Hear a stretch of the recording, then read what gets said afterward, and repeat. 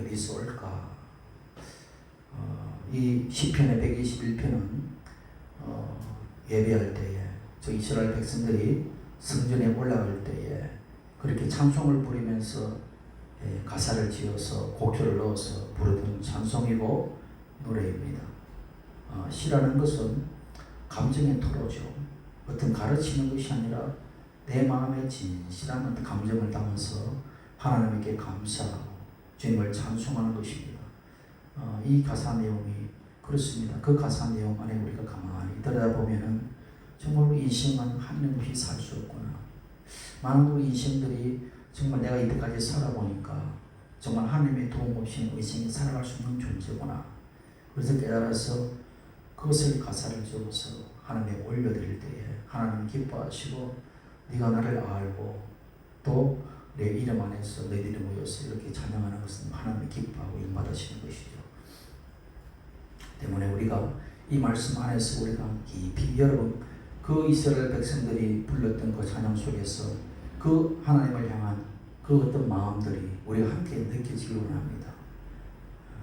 그래서 오늘은 정말 여러분 이 마음, 이 가사 내용 그리고 이 1절의 말씀처럼 나의 도움이 어디서 올까? 라는 것 그것에 대해서 우리가 한번 깊이 우리가 생각해 볼 필요가 있는 것입니다. 예수님이 오시기 전에 아리스토텔레스라는 그리스 철학자가 인간은 누군가라고 물었을 때에 인간은 사회적 동물이다 이렇게 이제 규명한 일이 있었습니다. 그래서 인간이라는 것은 개인으로 존재했더라도 타인과의 어떤 관계 속에서 존재한다는 것이죠. 어떤 생명이라도 내 스스로 태어나는 생명은 없습니다.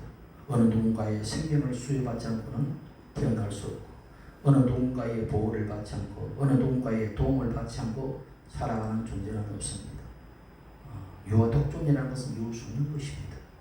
그래서 하물며 하나님도 성부와 성자와 성령의 그런 공동사역 삼위의 한 분이시지만 그런 사역을 통해서 연합된 그런 일들을 해나가고 계시기 때문에 여러분 우리 인간 안에서도 우리가 예수 그리스도 하나 되어서 그분의 도움과 그분의 은혜와 그분의 몸의 보살핌 가운데 살아가는 우리가 존재라는 거죠. 중국의 성령문자 사람인자를 우리는 기억하면 서로의 선들이 서로 어거지어서 서로 기대어 있습니다. 서로 기대어 있다는 것은 인간이라는 존재는 홀로 설 수 있는 존재가 아니라 서로 기대어서 서로 받쳐주는 존재. 내가 넘어질 때 내가 밑에서 받쳐주고 또 뭡니까? 내가 넘어질 때 옆에서 받쳐주는 그래서 사람이라는 것이죠. 그래서 여러분 가장 교만한 자는 어떤 말을 하느냐? 나는 자수성가했다라고 이야기합니다. 정말 그것만큼 오만하고 교만한 말이 없지요. 배어망덕인 것입니다. 내가 자수성가한다는 말은 나는 아무 누구의 도움 없이 나 스스로 내 잘나서 그렇게 성공했다 이렇게 말한다는 거죠. 이 배어망덕이죠. 어느 누군가의 희생이 있었고 어느 누군가의 눈물이 있었고 어느 누군가의 그림자가 되어주셨기 때문에 내가 이 자리에 왔다. 그것을 깨닫지 못하고 그런 말을 하는 것은 막말에 가까운 것입니다. 그래서 우리가 많은 사람들은 도움을 받기를 원하고 또 도움을 주기를 원하고 그래서 도움을 주고받는 것이 자연스러운 일입니다. 어떤 사람은 뭡니까? 나는 어느 누구에게 도움을 받지 않아 라는 것도 사실은 뭡니까? 교만한 것이고 또 뭡니까? 나는 누구에게 도움을 받지 않고 나는 누구에게 도움만 주겠다라는 것도 말이 안 되는 것입니다.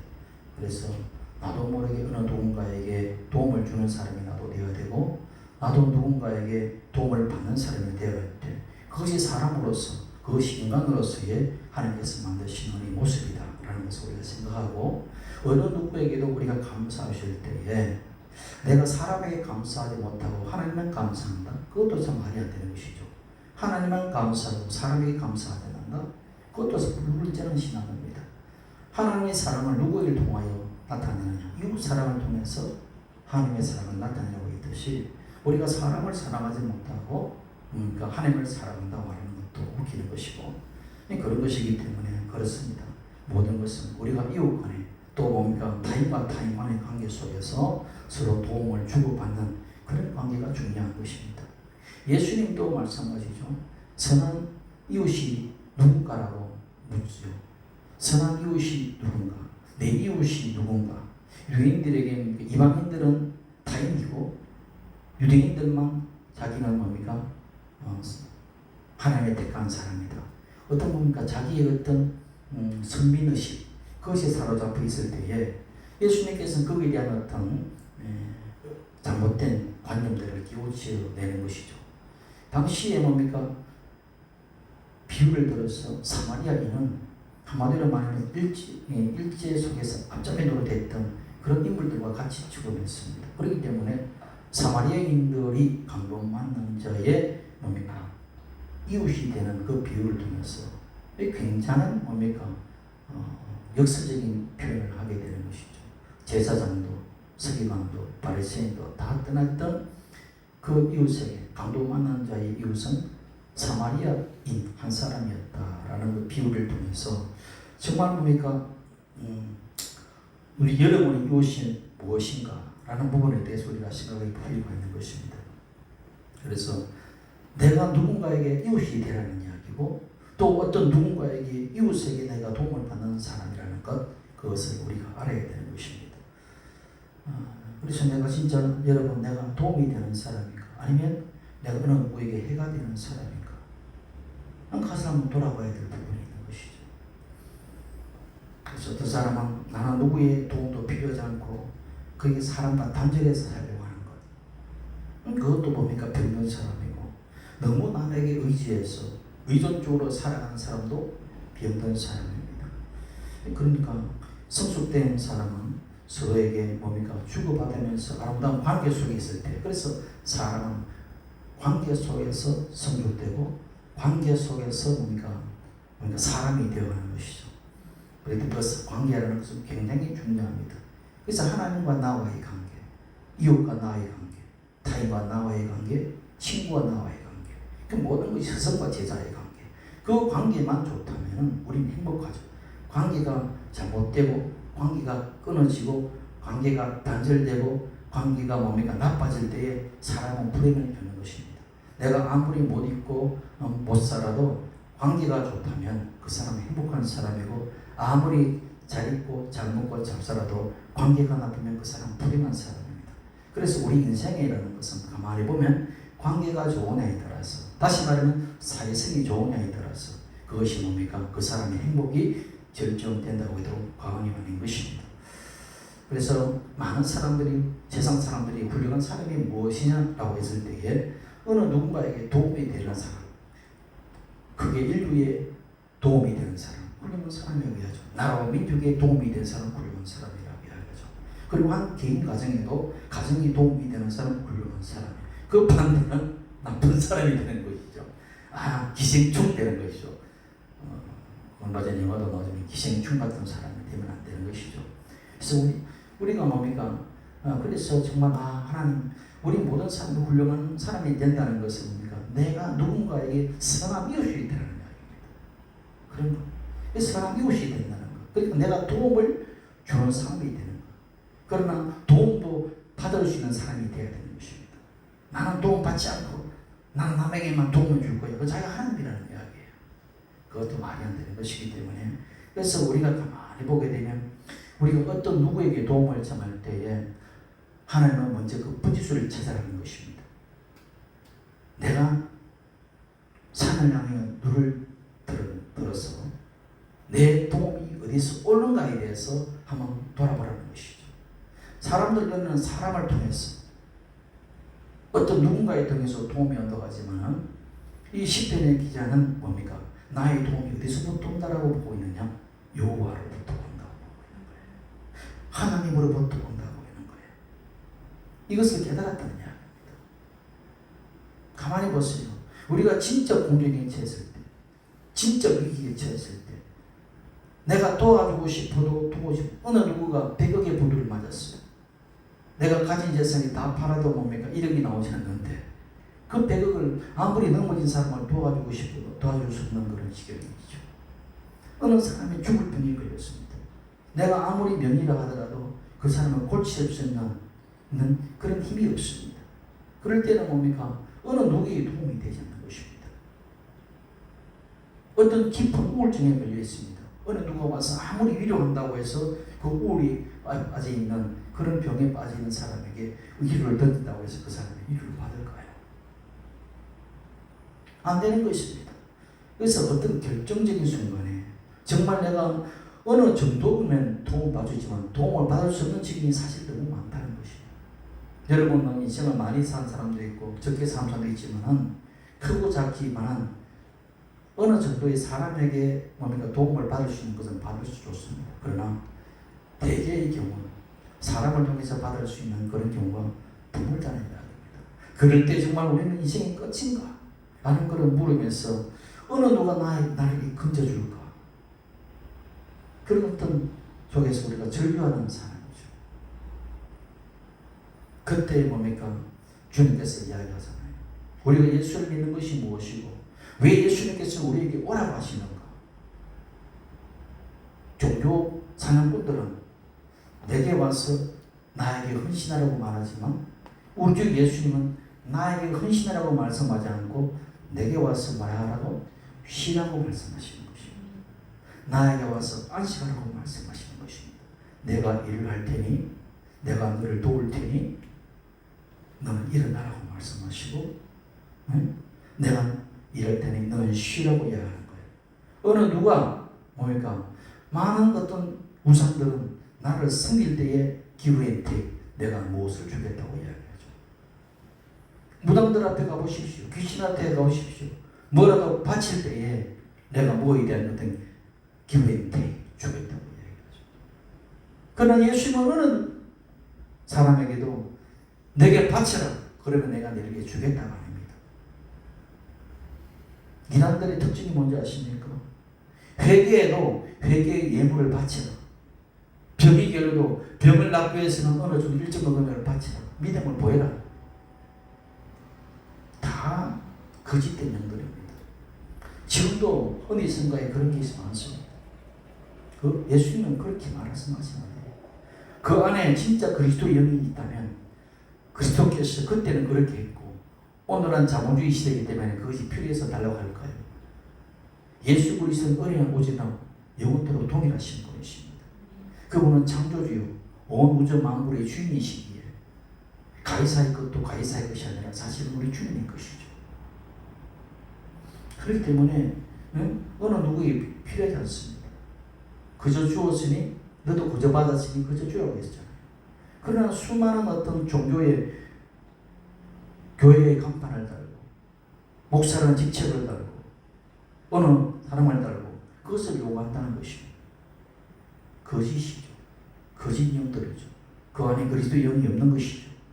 종교의 영으로 사람의 노략질하는 이들과 같은 그 무리들이 오늘도 쏟고 쏟으면서 살아가고 있습니다. 그래서 말씀으로 돌아가야 되고 말씀 안에서 무슨 말씀만 깊이 알아갈 때 우리는 당하지 않는 것입니다. 그래서 무지는 죄예요. 주 예수를 안다는 것은 주 예수의 마음을 알고 주 예수의 뜻을 알고 그 주 예수를 통하여 하나님의 그 말씀을 깊이 따라 알 때에 우리는 뭡니까? 자유하게 되는 것입니다. 아니면 당하게 되어 있어요. 수많은 이단들이 하나님의 말씀을 왜곡하고 비틀어서 자기들의 배를 채우는 도구로 살아가잖아요. 수많은 간판을 달고 교회라는 간판을 달고 그렇게 한다는 이야기입니다. 예수님은 어느 누구에게도 요구하지 않습니다. 그걸 알아야 됩니다. 우리가 또한 공경에 빠졌을 때 사람을 의지하지 말라고 합니다. 우리도 많은 보면은 뭐 조금 힘들면 사람을 의지하려고 해요. 내게 도움이 될 사람은 없나? 또 보니까 사람을 통하여 뭔가 해결하려고 해요. 믿음의 사람은 먼저 사람을 찾지 않습니다. 주님을 찾으면 하나님께서 사람을 통하여 일하시는 것은 맞지만 먼저 사람을 통하여 사람에게 도움을 청하는 것을 주님께서 원치 않아요. 그래서 귀인을 의지하지 말라. 사람을 의지하지 말라. 도울인이 없는 이성을 의지하지 마라. 시편 146편에 그렇게 말씀하고 있는 거예요. 누구에게? 야곱의 하나님으로 자기 도움을 삼으며 야외 자기 하나님에게 소망을 두는 자는 복이 있도다. 여러분, 이것은 교회에서 이렇게 말씀을 들었지만 내 삶에 적용이 그렇게 적용하고 사느냐? 가만히 보면 하나님보다도 돈을 의지하고 하나님보다도 권력을 의지하고 하나님보다도 사람을 의지하고 어느 기대어가는 그런 모습이다.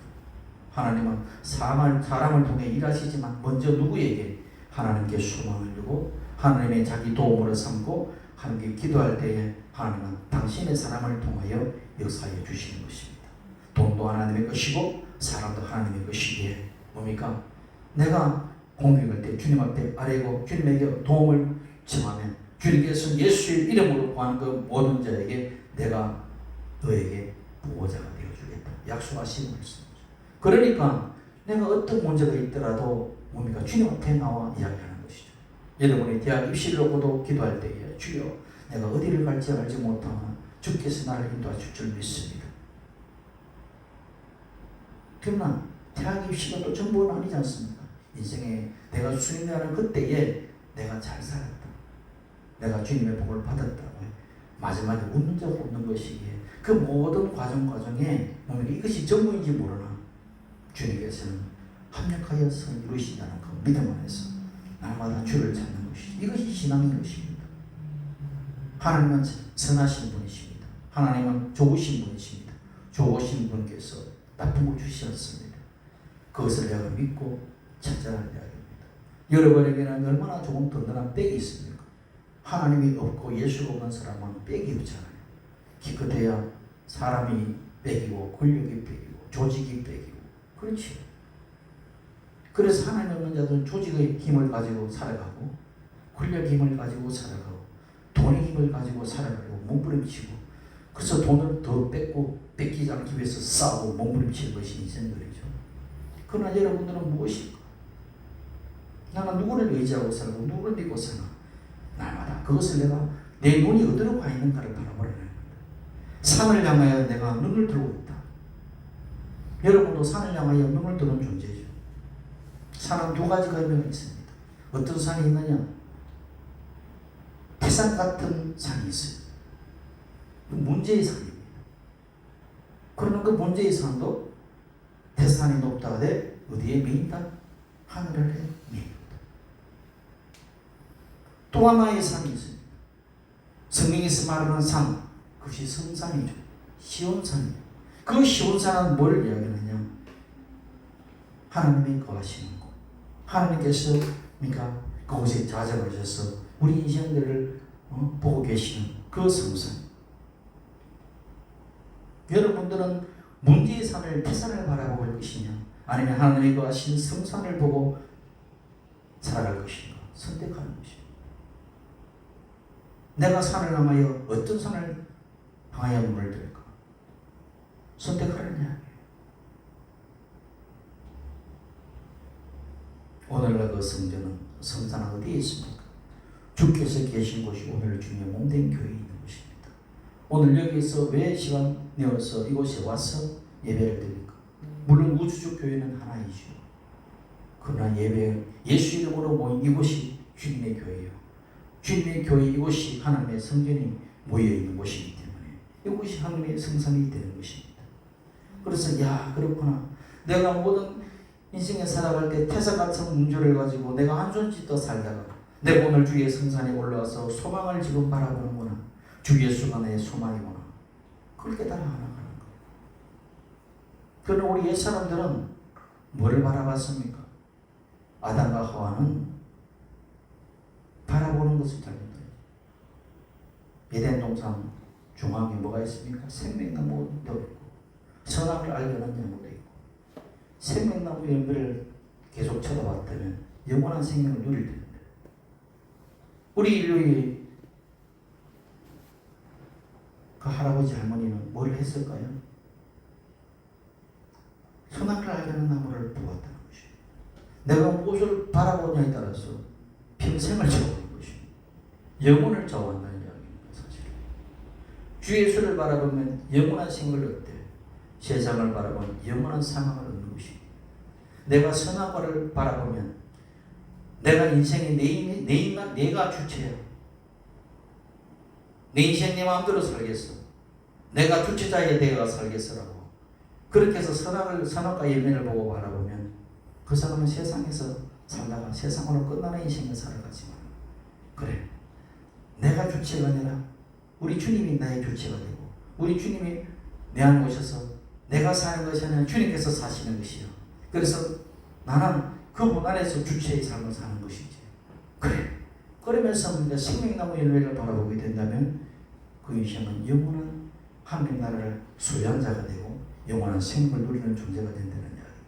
이 굉장히 중요한 이야기입니다. 유대인 철학자 중에 레비나스라는 사람이 있습니다. 직원과 타자라고 하는 그 책 속에서 많은 사람들이 자기가 주체가 되어서 타자를 바라보니 그 타자와 하나가 될 수 없다는 것입니다. 그 타자는 사람과의 타인도 타자가 되지만 나 외에 다른 사물도 타자가 되고, 내가 살아있는 사람이면, 내가 살아있는 존재라면 죽음도 타자가 된다고 이야기합니다. 살아있는 자는 죽음을 대할 수 없는 것이고, 죽으면 산 자를 대할 수 없는 영원한 타자의 관계 속에 놓여 있다고 하는 겁니다. 내가 주체가 되면, 그것을 적용해 보면 내가 하나님 없이 주체가 되어 있으면 하나님은 나에게 영원한 타자가 되는 것입니다. 타자가 되면 우리는 하나님께 가까이 갈 수도 없고 영원한 타자 속에 머물러 있는 것입니다. 근데 우리 주 예수님은 뭐라고 해요? 내가 너 안에, 네가 내 안에, 성령 안에서 하나가 되어 있다. 그러니까 우리는 주 예수 이름 안에서 성령으로 하나가 된 주체가 됐다고 얘기하는 거예요. 김일성 주체가 아니라 우리 주 예수님의 주체가 있는 거예요. 그렇게 될 때에 하나님과 하나가 되고, 하나님은 타자가 아니라 하나님 자신이 내 안에 주체가 되어 계시기 때문에 우리는 뭡니까? 그 안에서 보호가 될 수 있는 것이고, 내 인생이 뭡니까? 주님에게 핸들링하면서 내가 살아갈 수 있는 존재가 된다는 거예요. 이 유대인 철학에서 그걸 발견해야 되는 것입니다. 이분이 하이데거의 나는 생각과 노고로 존재한다에 대해서 그거 잘못됐다고 이야기하는 사람이죠. 어쨌든 저와 여러분은 영원한 생명을 누리는 존재가 아닙니다. 그러나 영원한 생명의 존재를 누리는 분을 내 안에 모시고 있다면 여러분 영원한 생명을 가진 아담이 되는 것이죠. 사람이 되는 것입니다. 여러분 안에 내 안에 진리가 있습니까? 여러분 안에 진리가 있어요? 없어요. 그러나 참 진리이신 그분이 내 안에 와 계시면 나는 진리와 함께 걸어가는 자가 되고 진리 안에 걸어가는 자고 진리와 함께 걸어가는 인생이 되는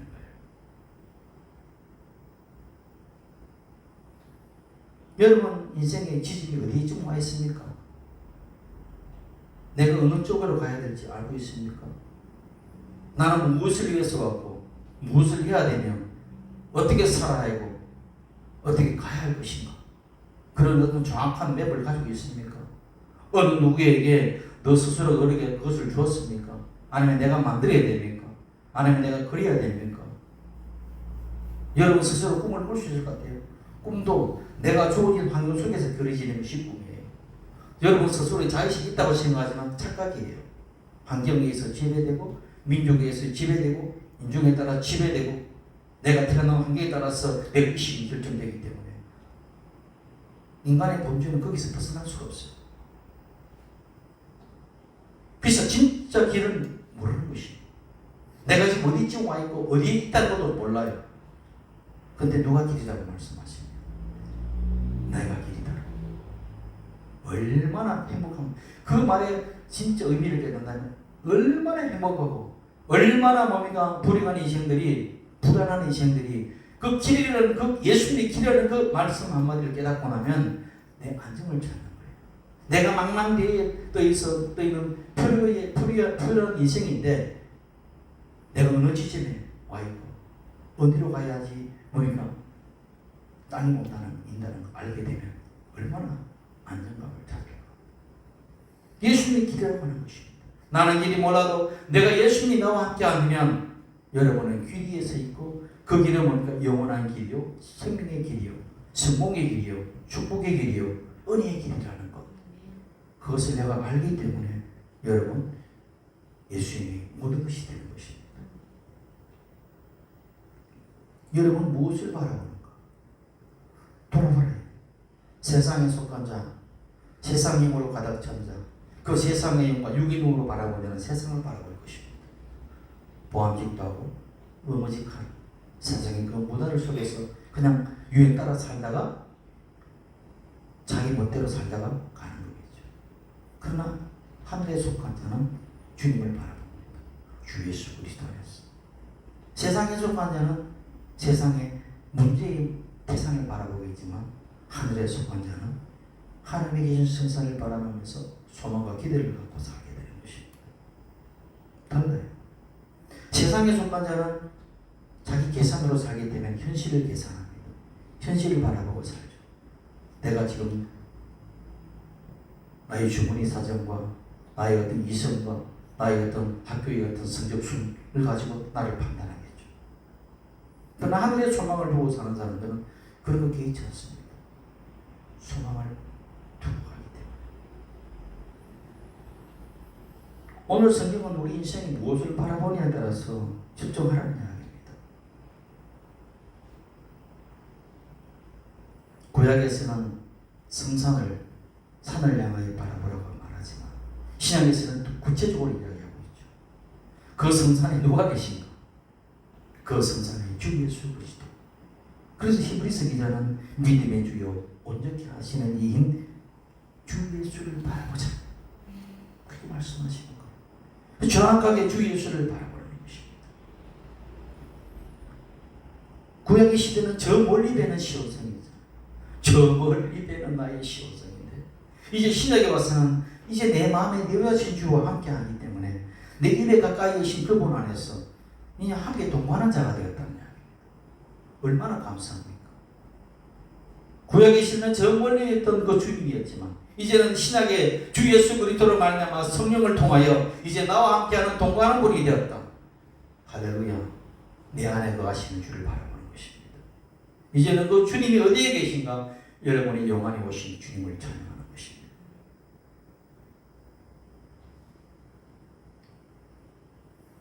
그분을 바라보라는 이야기예요.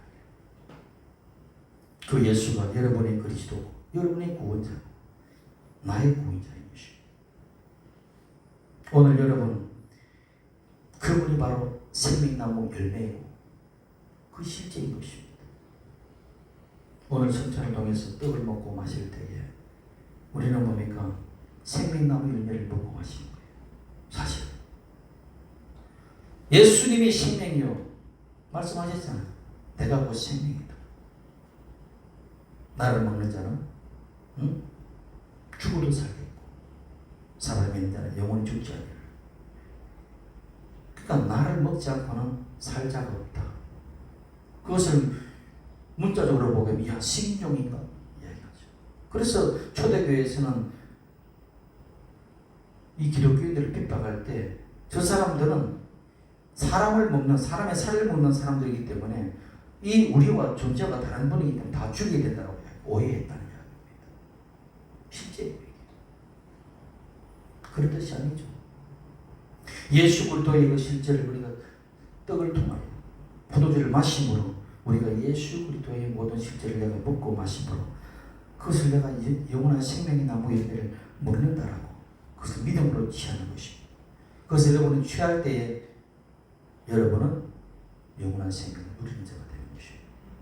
그래서 가톨릭에서는 말씀 무슨보다도 더 귀하게 더 중요하게 여기는 것은 떡을 먹는 것입니다.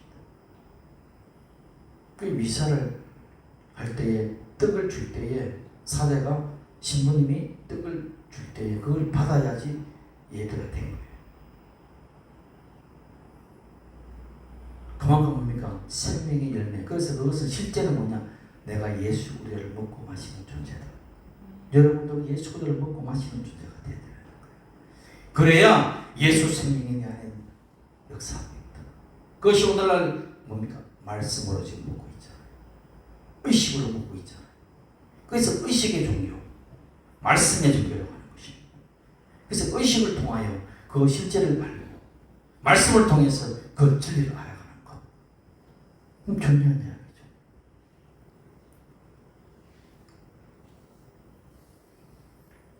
그래서 우리가 살아갈 때에 내가 어느 것을 바라볼 것인가 중요합니다. 세상의 문제의 파도를 보고 살아가느냐? 그럼 파도 보고 쓰러지죠. 빠져서 죽습니다. 매일 내 자신을 바라보죠. 먼저 자신을 뭡니까? 어느 정도에 정확하게 볼 수는 있어야 되지만 자신을 바라보는 것과 자신을 뭡니까? 지금 위치에 대해서 정확하게 진단하는 건 달라요. 어느 지향점을 이야기하는 것입니다. 세상을 자꾸 바라보고 세상의 문제만 바라보면 빠질 수밖에 없어요.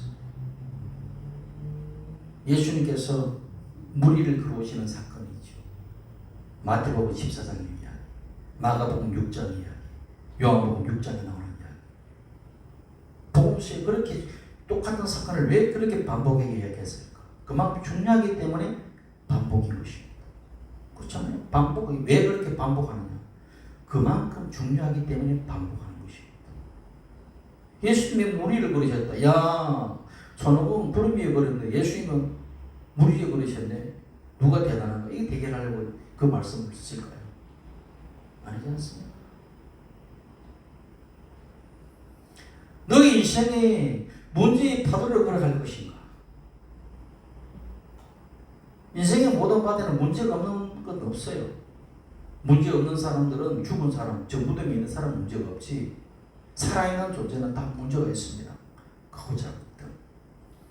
그 문제의 그 파도 속에서 걸어가는 인생들이 과연 무엇을 보고 걸어야 되느냐에 대해서 이 기적의 이야기를 통하여 이야기하고 있는 거예요. 사실은.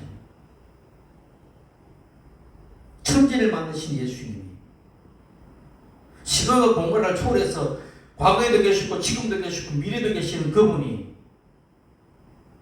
저 우주 끝에도 계시고 뭡니까 바다 저 밑에도 계신 그분이 물 위를 걷는 것에 대해서 뭐 그리 대단한 이야기입니까? 그건 대단한 일이 아니에요. 그렇지 않습니까? 죽은 자를 살리시는 그분이 죽음의 끝, 죽음도 사실은 뭡니까? 끝을 내는 그분이 물 위를 걷는 것이 뭐 그리 큰 사건입니까? 그 사건을 통해서 우리에게 무엇을 말씀하시냐가 중요한 이야기죠. 그 파도 속을 걸어오실 때에 수리를 걸었다고 성경은 이야기하죠. 수리라고 할 때 우리는 수리라고 하지만 정확한 표현은 여러 스타디온을 걸으셨어요.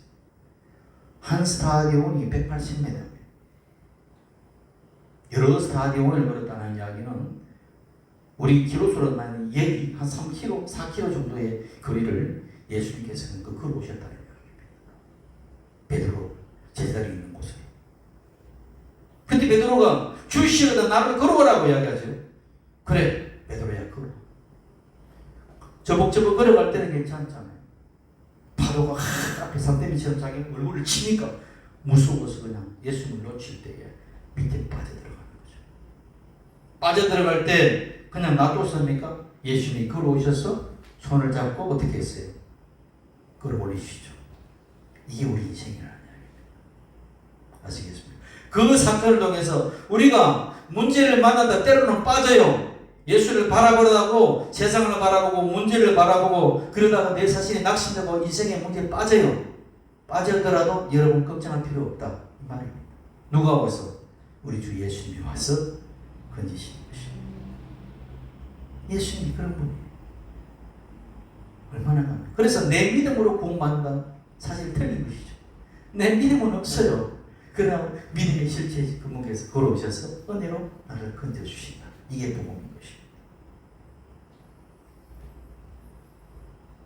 굉장히 이것은 모든 중력을 거스리고 중력을 이겨내는 그런 위대한 초인의 힘을 가진 분이다. 이것을 말씀하는 것이 중점적인 것이 아니고 그 사건을 통해서 여러분이 인생을 걸어가는 그 모든 것 가운데 주 예수를 바라보고 걸어갈 때 그 파도를 이기듯이 그러나 때로는 문제의 파도의 태산에 눈이 돌려서 우리가 빠질 때도 있지만 우리 주님께서는 여전히 나의 손을 잡고 걸어주신다는 것.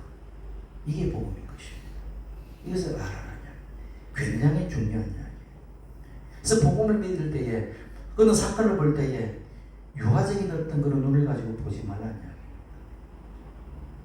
진짜 참 실제가 무엇이고 무엇을 말씀하신 걸 바라보라는 이야기. 오늘 성령께서 그것을 깨닫게 하시는 거예요, 여러분.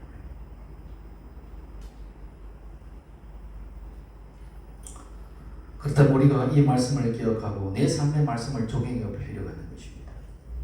내가 이런 어떤 어떤 문제가 있을 때에 바람만 불어라, 파도는 때려라, 내가 주 예수를 바라고 나는 건너가리라.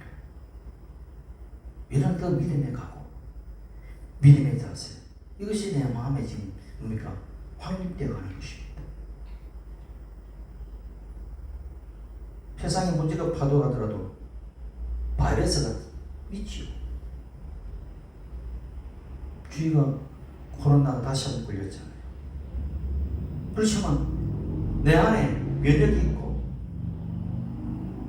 그리고 있으면 그것을 이겨낼 수 있는 그런 힘이 있는 것입니다.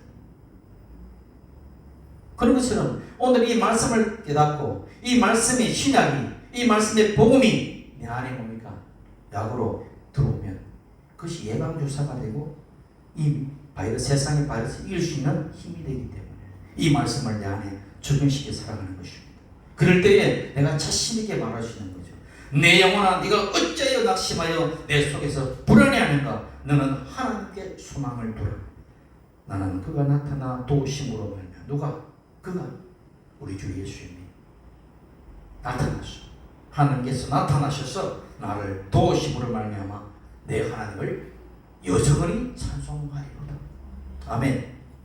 이게 얼마나 멋지나. 그것을 체험한 자들이 이 노래를 지어서 부르고, 그것을 체험한 자들이 오늘도 이 역사 현실에 살아가는 현상 속에서 체험하고 간증하잖아요. 그 학원 노량진에 그 한국사 강사 중에 무슨 강사라고 있어요. 그런데 그래요. 그 모든 그런 일타 강사하고 20몇 억까지 부도를 맞아가지고 이 위기 있을 때에 정말 하나님께서 건지시는 것을 보았고, 아버지가 비암으로 돌아가시는 그날 6개월 전에 선고를 받고 6개월 뒤에 돌아가실 때에 그 돌아가신 의식 아버지를 붙잡고 울면서, 하나님, 아버지 의식이 돌아오게 해주신다면, 눈을 뜨게 해주신다면 내 눈이 지금 멀어도 좋으니 아버지를 살려달라고 절규하면서 부르짖을 때에 아버지가 눈을 뜨시더라고요. 그리고 내가 여기에 천국인지 지금인지 모르겠다. 그렇게 편하게 웃으시고 이야기하시고 말씀 나누시고, 그리고 다시 누워서 가시는 것을 보고, 하나님이 살아계시구나, 하나님 내 기도 들으셨구나. 그래서 그런 기적을 체험을 통하여 하나님을 더 알게 되는 거예요. 야, 그렇구나.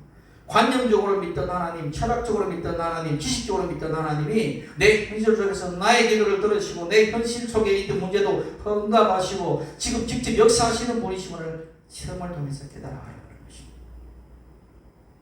여러분들 그런 하나님을 만나시길 예수님으로 축원합니다.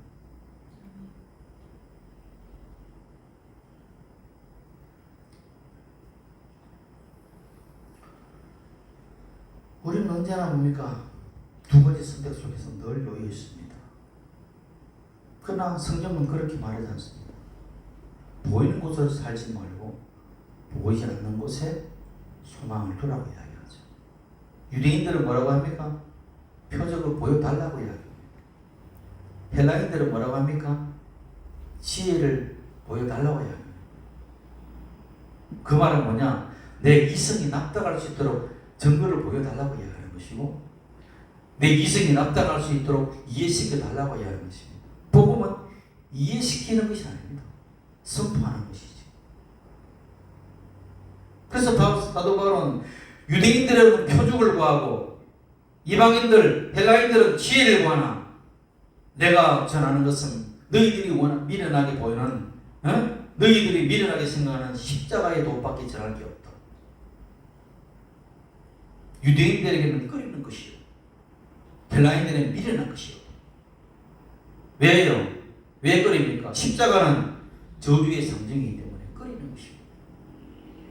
나무에 달리자마자 다 저주 아래 놓인 자라. 예수님이 저주 아래 놓여서 죽었는데 내가 왜 십자가를 알아? 그것이 도냐? 헬라인들은 하나님의 아들로 가면서 왜 죽음을 당하느냐? 납득을 시켜달라. 납득이 안 된다는 이야기입니다. 그러나 성령 받은 자들은 그 모든 것을 믿음으로 아멘으로 받아지고 믿어진다는 것. 이게 기적인 것입니다. 그래서 내가 논리적으로 납득해서 이해해서 믿겠다. 그거 믿는 것이 아니죠. 그건 아는 것이죠. 아는 것과 믿는 것은 다르죠. 아는 것은 내가 그것을 논리적으로 생각해서 그것을 맞다 이렇게 해서 수학공식으로 알아가는 것. 그건 아는 것이죠. 알지 못하더라도 믿는 것이죠. 태초에 하나님이 천지를 창조하시느라 무슨 그것에 대해서 논리적으로 합리적으로 설명해서 과학자처럼 그렇게 해서 믿습니까? 그건 아는 것이죠. 아는 것과 믿는 것을 착각하고 있습니다. 그래서 오히려 플라톤 같은 철학자들도 보세요. 보이는 것이 실제가 아니라 보이지 않는 이데아가 실제라고 얘기하잖아요. 그러니까 우리가 무엇을 영의 눈을 가지고 보는가? 아니면 육의 눈을 가지고 보는가? 신앙은 믿음의 눈을 가지고 보는가? 아니면 감각의 눈을 가지고 보는가? 여러분 선택하라는 이야기입니다. 다들 보세요. 세상에 치우쳐서 감각으로 믿고 살지.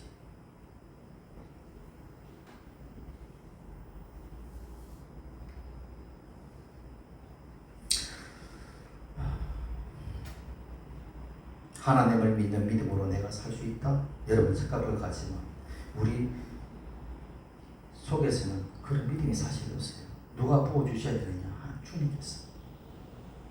주님께서 부어주실 때 내가 믿어지는 것이다. 내가 지금 오늘 예수님께서 하나님이 살아계시고 주께서 나를 구원하시고 내 기도를 들어 응답하시고 이게 믿어지는 것 자체는 여러분에게 누가 계시다? 그 주님의 영이 계신 것입니다. 그래서 이 자리에 이 귀한 시간에 학원 가지 않고 이 귀한 시간에 놀러 가지 않고 이 귀한 시간에 주의 말씀을 함께 들으며 아멘 하고 있는 거죠. 저 말도 안 되는 소리라고 하면 누가 여기 와서 듣겠습니까? 누가 유튜브로 그걸 듣겠습니까? 안 들어요. 그 영이 있으니까. 영이가 열려 있으니까. 영이 지각이 있으니까 그 귀로 듣고 그걸 아는 거 아멘하고 있는 것이죠. 그것을 누가 주시느냐? 우리 주님께서 주신다는 것입니다. 내 안에 내주하고 계시다는 이야기입니다. 그것이 들려지다는 이야기입니다. 전혀 모르는 사람들이 이야기를 들어보세요. 저 무슨 이야기 하냐? 저 목사가. 그렇지 않습니다. 마치 외국인들이 이야기하는 것처럼 들려요. 우리나라 말을 하지만 전혀 다른 이야기 아무것도 알지 못하는. 그래서 사실 믿음도 내 것이 아니라 주님의 것입니다. 그 주님의 것이 내 안에 하나가 돼서 지금 내가 믿는 것처럼 착각하고 있는 것이죠. 마치 태양이 지구를 중심으로 돌고 있다고 착각하듯이. 그러나 실제는 지구가 태양을 중심으로 돌아가고 있잖아요. 이게 우리가 착각하고 있는 것이죠. 그래서 주님, 내가 믿는 것 가지는 우리 주님께서 나 안에 믿음을 주시고 주님의 믿음으로 내가 그 믿음 있는 곳으로 내가 살고 있네요. 너무너무 감사합니다. 내가 주 예수를 믿는 그것이 너무너무 감사합니다. 그리고 내가 진짜 하나님의 자녀가 되었다는 것을 믿어지게 하시니 감사합니다. 하나님의 자녀가 되었기에 내가 아버지께 구할 수 있는 그런 자격이 되고 마땅한 권리가 주어졌다는 것 너무너무 감사합니다. 내가 일하지 않아도 내가에게 먹을 것을 주시고 내가 일하지 않아도 나에게 뭔가 좋은 옷을 입혀주시는 우리 주님 당신 때문입니다. 주여 감사합니다. 내가 아버지 하나님의 자녀가 되었다는 것, 그 하나님으로 나는 복된 인생을 살고 있습니다. 감사합니다. 그걸 여러분 내가 깊이 알아 깨달아야 되면요 두려움이 없는 것입니다. 왜? 누가 여러분의 보호자? 전동자가 여러분의 보호자가 됩니다.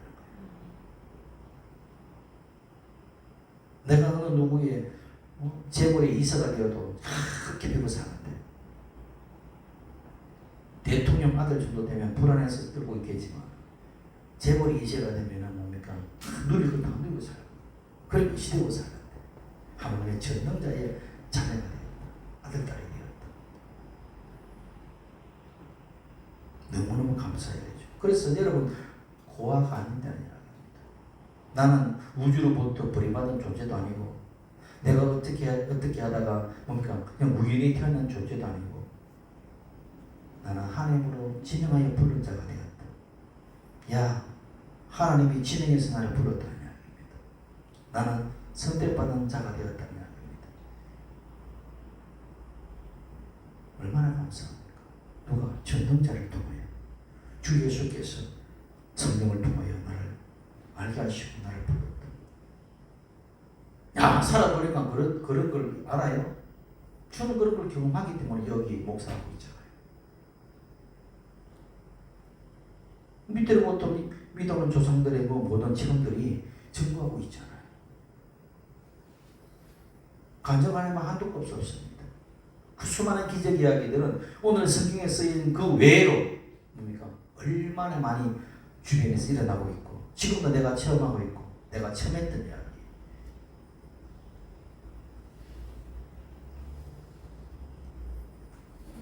여러분 오늘 성산에 와서 눈을 들으니까 여러분 성령께서 오셔서 여러분 도우시는 자가 되었잖아요. 그래서 성령님의 별칭이 보혜사죠. 변호하시는 분, 나를 보호하시는 분. 내가 너를 고아와 같이 버리지 않고 내가 세상 끝날까지 너와 함께 하겠다. 그 약속의 말씀을 예수님이 지키시고 계시잖아요. 누가? 성령을 통해 오셨어. 그래서 여러분의 기도가 안 될 때도 걱정할 필요가 없어요. 주여 내가 기도가 안 돼요. 그러나 여러분 안에 그리스도의 영이 여러분 위해서 기도하고 다 잘 될 거예요. 괜찮을 거예요. 그래서 위로의 영이잖아요. 그리고 평안을 주시잖아요. 그것을 내가 믿느냐에 따라서 여러분의 평안의 농도가 달라집니다. 여러분 어느 만큼 예수를 믿고 있습니까? 어느 만큼 주의 성령님을 의지하고 있습니까? 입으로는 성령님을 의지합니다. 모셔드립니다. 환영합니다. 말하면서 얼마나 내 삶 속에서 성령을 의지하고 성령을께 강구합니까? 거기에 따라서 내 평안이 달라져요. 어느 누가 너는 죽을 병이야 라고 했을 때 그 죽을 병이라는 두려움이 오더라도 그 두렵지 않고 내가 평안을 누릴 수 있는 것은 주 예수님이 나와 함께 하시기 때문에 나는 영원한 생명을 누리는 자가 되었기 때문에 두렵지 않는 것입니다. 그래서 그걸 내가 어떻게 믿느냐에 따라서 내가 두려움으로 사느냐 담대하게 사느냐. 성경은 두려워하는 것은 믿음이 없다고 이야기하죠. 항상 뭡니까? 여호수아에게 말씀하시는 강하고 담대하라. 강하고 담대하라는 것은 어디서 나옵니까? 믿음에서 나오는 것이에요. 믿는 구석이 있어야지 강하고 담대하잖아요. 여러분이 하나님을 믿는다면 강하고 담대한 말씀 가지고 있는 것입니다. 그러면 찬송하게 나오는 거예요. 여러분 하나님을 관념적으로 믿지 마세요. 하나님을 종교적으로 믿지 마세요. 나와 한 분이시고 그분의 생명 안에서 내 안에 역사하시는 살아있는 하나님입니다. 죽은 하나님이 아니라 살아있는 하나님이에요. 그래서 나는 아브라함의 하나님이요 이삭의 하나님이요 야곱의 하나님입니다. 살아있는 하나님입니다. 그 살아있는 하나님이 여러분과 함께 한다는 것입니다. 여러분 이제는 어디를 내 도움의 원주성을 바라보라는 것입니다. 하나님은 내가 하나님을 바라보고 기도할 때 하나님을 바라보고 의지할 때에 내가 성령님께 뭡니까 의지하고 나아갈 때에 주 예수 이름 안에서 그 모인 모든 자들은 뭡니까 어떻게 주님께서 사람을 통하여 환경을 통하여 주님께서 도움을 주시는 분이다. 아멘. 그러니까 뭡니까 구하러 가죠. 그러니까 찾으라고 하지. 도움도 줄 수 없는데 뭘 구하라고 합니까? 내가 줄 수 있을 때 구하라고 할 수 있는 것이죠. 그렇지 않습니까? 왜 찾으라고 합니까? 찾을 때 내가 줄 수 있으니까 찾으라고 말씀하시죠. 왜 붙들려고 하십니까? 내가 뭡니까? 열어서 너에게 모든 것을 주겠다고 하시니까 두드리라고 하는 거잖아요. 여러분의 마음이 닫혀 있어도 두드리면 주의 성령께서 오셔서 열어버리시는 것입니다. 내가 이것을 믿지 못하겠어요 라고 하면 두드리세요. 그래서 내 마음의 문을 열어주시는 것입니다. 단 어디를 바라보라? 성산을 바라보라. 주 예수를 바라보라. 보고 이것이 나를 믿는다는 것은 여기는 것입니다. 주여, 내 이성은 납득이 되지 않도록 내 입술은 믿음으로 고백하고 내 마음을 열어서 주의 믿음으로 몸부림칠 때 믿음이 실제가 돼서 내가 역사하는 것입니다. 그렇게 되면 성령께서 역사하여서 무엇을 만들어내십니까? 새 창조를 이루어내십니다. 내 마음이 혼돈과 공허와 무의미와 흑암 속에 갇혀서 빛이 없을 때에 우리 주 예수님께서 오셔서 빛을 비추는 것입니다. 그래서 무의미한 인생의 의미를 찾게 되고 혼돈의 인생의 질서가 잡혀지게 되고 공허했던 마음에 기쁨이 생기게 되고 누구로 말미암아? 주 예수 그리스도가 나에게 빛을 비춤으로 말미암아 흑암의 인생이 어둠의 인생이 주 예수 그리스도에게 비춤으로 말미암아 나에게 뭡니까? 빛이 들어와서 나처럼 하는 자가 인생이 되는 거예요. 이게 새 창조의 역사입니다. 누구를 통하여? 주 예수를 통하여 성령의 능력으로. 그렇게 되면 하늘이 열리는 것입니다. 하늘은 소망이지 않습니까? 소망의 하늘에 뭐가 날아갑니까? 새들이 날아가죠. 내 꿈과 꿈들이, 내 이상들이 새처럼 날아가는 이상이 되어가는 것입니다. 바다에 온갖 물고기가 생겨나라고 하죠. 바다의 물고기들이, 바다는 사망의 바다입니다. 그런 그 사망의 바다에 누가? 생명의 물고기들이 마음껏 헤엄치고 다니잖아요. 여러분 인생이 사망의 바다에서 예수 그리스도를 만나면 새로운 성령의 역사를 통하여 어떻게 물고기 생명으로 이 사망의 바다를 유익히 헤엄치면서 살아가는 존재가 된다는 이야기입니다. 그럴 때 하나님께서 뭐라고 하시느냐? 보시기에 좋았다. 그리고 하나님 보시기에 심히 좋았다. 이게 뭡니까? 하나님의 영광을 돌리는 삶이고 하나님의 목적을 이루는 삶이고 우리 인간의 모든 목적을 이루는 거예요. 그러니까 하나님의 목적과 인간의 목적이 일치가 되는 것입니다. 하나님이 보시기에 좋았더라는 그 생명이 누구를 통하여? 새로운 새 창조를 통하여 이루어내는 것입니다. 우리 애가 순복음교회 모든 성도들이 마음의 눈과 영의 눈을 열어서 누가? 주님께서 여십니다. 단 그 지향점을 누구를? 성산을 통하여 바라보는 그분께 도움이 있다는 것입니다. 그래서 그 성령을 통하여 여러분의 영혼이 잘 되고 범사가 잘 되고 강건할 수밖에 없는 것입니다. 안 되라고 해도 안 될 수 없는 것입니다. 사망에 아무리 몰려도 생명이 있기 때문에 사망이 물러가는 것입니다. 그것이 생명의 역사인 것입니다. 그렇게 되기를 예수 이름으로 축원합니다. 기도합시다.